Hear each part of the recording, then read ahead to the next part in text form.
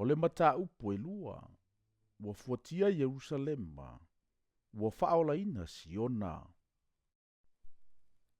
Ua ou tepa e fo i lunga ua ou vaai. Fauta, o le tangata male mai e fua i lona lima. Ona ufa i atu wailea. Po o fea e te alu iai. Ua fai mai o ia ia te au. Ou te alu, ou te fuatia Yerusalema. Ia i lo pe whape fea lona lautele. Pe whape fea fo i lona umi. Fauta fo i. Walu atu le angelu na matautala. O le tasi angelu fo i walu ane whaafeta iai i a te ia. Mo ia whaiane i a te ia. Mo e ia. Ina whai atu i le nata ule lea.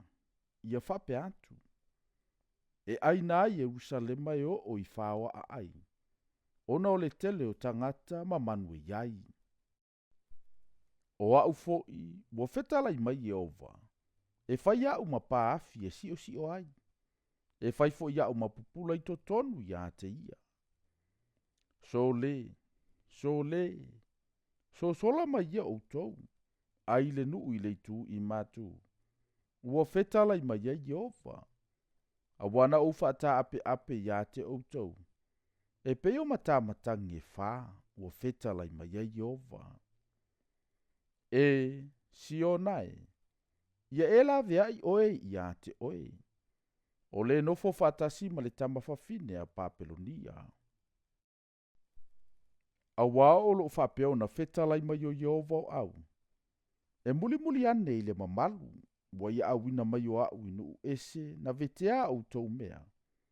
A wao le pa i atu i a te au tou. Ua pa ia le tamatama i mata o lo na fofonga.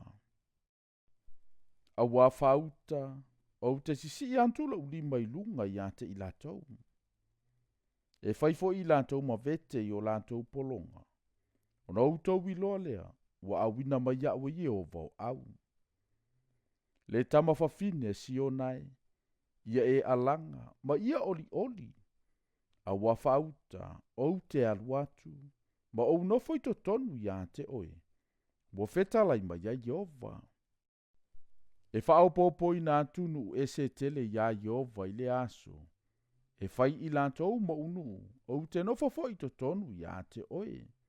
Ona e ilo ai lea, wa awina mai au i ate oe Jehova o au. E maua i Jehova yuta, o rona tofi le lau ele pa ia.